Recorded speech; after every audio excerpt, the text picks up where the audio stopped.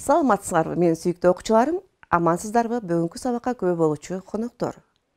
Менин атым Өмүрбекова Жылдыз Наматбековна, Бишкек шаарындагы номер 51 мектеп гимназиясынын кыргыз тили мугалимимин. Бүгүн биз сиздер менен өтө турган темабыз кыргыз тилиндеги фразеологизмдер. 11 орус тилинде жүргүзүлгөн класстар үчүн. Балдар, биздин кебибиз сүйлөмдөрдөн турат. Сүйлөмдөр сөздөрдөн жана сөз айкаштарынан куралат. Мисалы, жол, асман, китеп бул сөздөр затты түшүндүрүп, туюндуруп турат. Ал эми узун жол, көк асман, 5 китеп деген сөз айкаштарын алсак, булар заттын сын сыпатын жана санын билдирет. Кээде колу ачык, коен жүрөк, кабыргасы кайышуу деген сыяктуу сөз айкаштары кездешет. Эгерде бул сөз айкаштарды тике маанисинде кабыл алсак, анда сөзүбүз чындыкка жакындабай калат. Анткени мындай сөз айкашы алгачкы маанилерден алыстап, ар бири бир нече сөздөрдүн түрмөгүнөн турса да, бир мааниге ширелишип, өзүнчө бир бүтүндүктү түзүп, тилибизде көркөм каражат катары кызмат кылат. Мисалы, кесип алса кан чыкпайт. Мунун туюнтмасы сараң. Жүнүн жейт. Бул фразеологизмдин туюнтмасы көп дегенди түшүндүрөт. Бешөрдөгүн учуруу. Бул фразеологизмдин туюнтмасы калп айтуу деген түшүнүктү берет. Бул сөз айкаштары башка сөз айкаштары менен айкаша бербейт. Тилибиздеги мындай туюнтмалар фразеологизмдер деп аталат.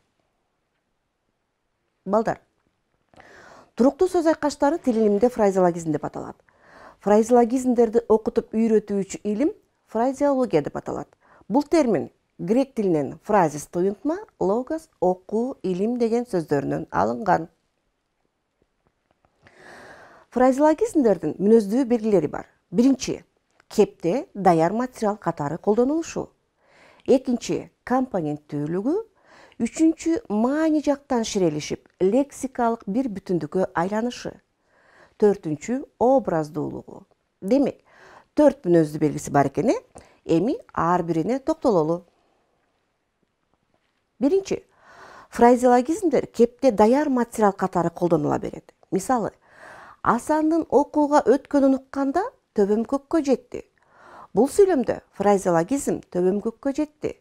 Демек, бул фразеологизмдин туюнтмасы кубануу дегенди билдирет. Экинчи, фразеологизмдин экинчи мүнөздүү белгиси компоненттүүлүгү. Мисалы, жону жука, бармагын тиштөө, суу жүрөк. Бул фразеологизмдин ар бири 2 компоненттен турат. Буларды 2 сөздөн турат деп айтуу туура эмес. Анткени сөздөрдүн ар бири өзүнчө түшүнүккө ээ. Ал эми фразеологизмдер бири-бири менен биригип, бир гана түшүнүктү берет. Ошондуктан 2 сөздөн эмес, 2 компоненттен турат деп айтабыз.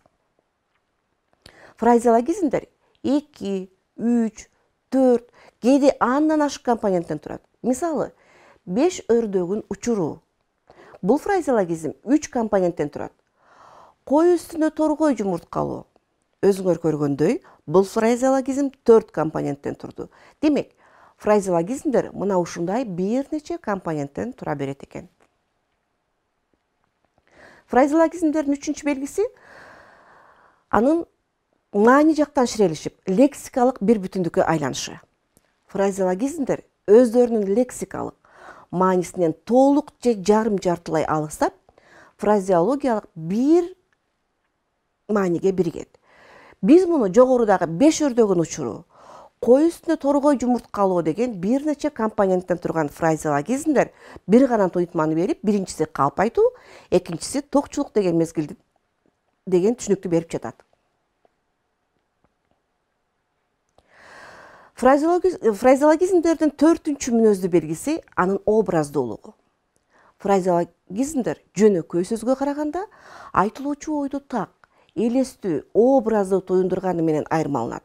Мисалы, мен анын кылыгына капаландым дегендин ордуна, анын кылыгына кабыргам катуу кайышты дейли.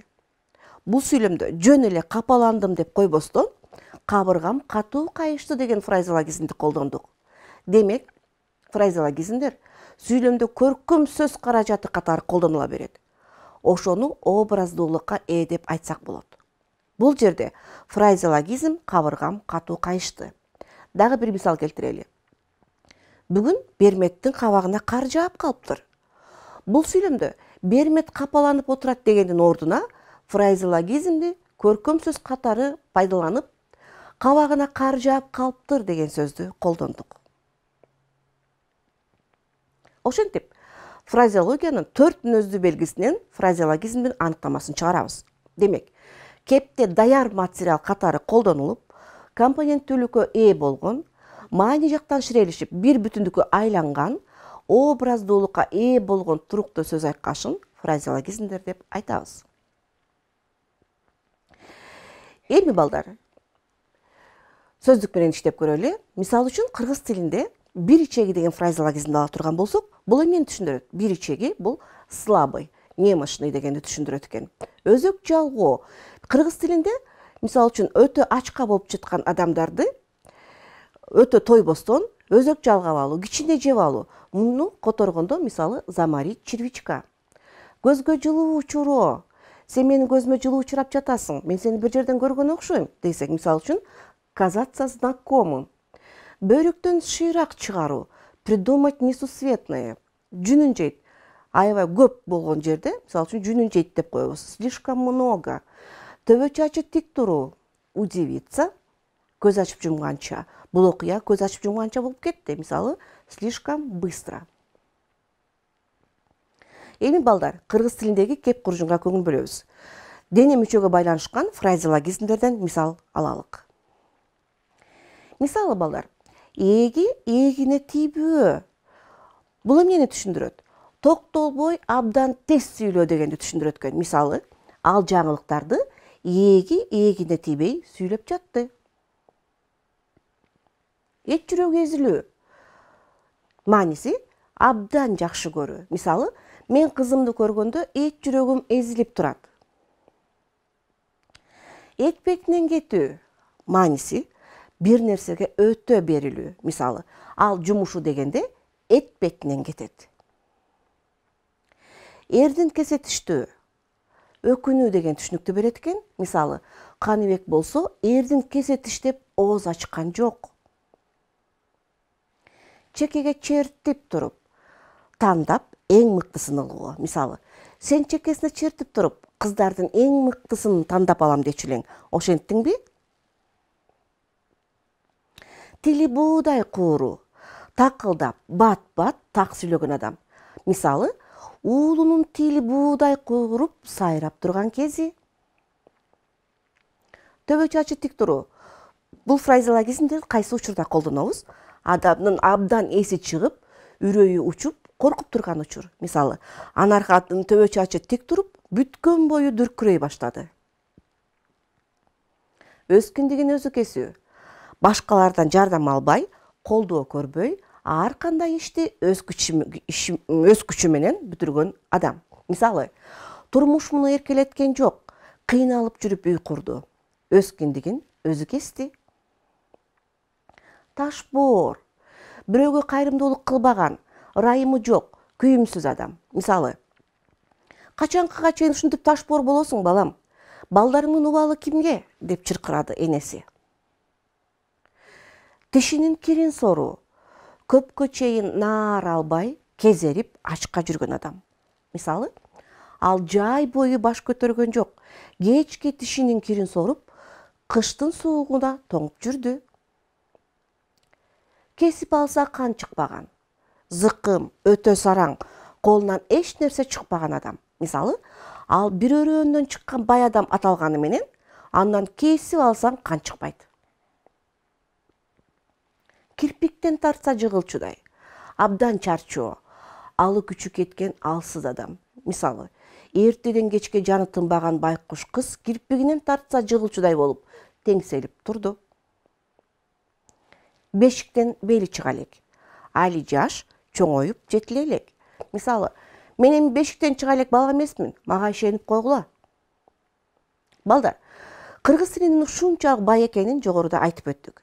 Азыр биз силер менен адамдын көзүнө байланышкан кээ бир фразеологизм сөздөр менен таанышалы. Мисалы, көз жарды. төрөдү, балалуу болду. Мисалы, жеңем бүгүн көз жарып, элдин баарына сүйүнчүлөдүм. Көзү өттү. Адам каза болгондо бул дүйнө менен кош айтышканда колдонулат. Мисалы, биздин кошунанын кечээ көзү өтүп кетти. Жаны көзүнө көрүнүү. Бир жери катуу ооруп, чыдай албай алдастоо. Мисалы, 2 ай мурун ооруп, жаным көзүмө көрүнүп, катуу кыйналдым. Эки көзү төрт. Бир нерсени аябай, чыдамсыздык менен күтүү. Мисалы, элиме ылдам жетсем дегенде, эки көзүм төрт. Көз артуу. Бир нерсеге абдан кызыгуу, суктануу, бирөөнүн бир нерсесин менчиктеп алгысы келген адам. Мисалы, ансыз деле кытайлар биздин жерге көз артып жүрөт. Көзүнө чөп салуу, астыртан, билдирбей, тымызын бузуктук кылуу. Мисалы, сени досум экен деп жүрсөм, акырын көзүмө чөп салып жүрүп турсуң да, Көзүн тазалоо, жок кылуу, өлтүрүү. Мисалы, зуннахундар Каныбектин көзүн тазалоого аракет жасашты. Көзү чанагынан чыгуу, катуу корккондо, таң калганда, же ачуусу келгенде көзү чоң ачылып бакырая түшүү. Мисалы, хандын көзүнөн чанагы чыгып, кабагы карыш түйүлдү. Мына балдар, көрдүңөрбү? Биз бүгүн силер менен адамдын денесине жана көзүнө байланышкан айрым гана фразеологизм сөздөр менен тааныштык. Силер да ата-энеңер, чоң ата чоң энеңер менен отуруп, турмушта кеңири колдонулган фразеологизм сөздөрдү таап көргүлө. Балдар, кыргыз тили көрөңгөлүү, бай, улуу тил экендигине күбө болдуңар. Ушундай образдуу, ийкемдүү сөз бермектерибизди атадан балага, муундан муунга өткөрүп сактап, учугун жоготпой улап келген кыргыз эли. Андыктан улуу тилибизди аздектеп, барктап алуу, келечек муундарга жеткирүү ар бирибиздин келечек ээлери болгон силердин атуулдук милдетиңер. Саламатта туруңуздар.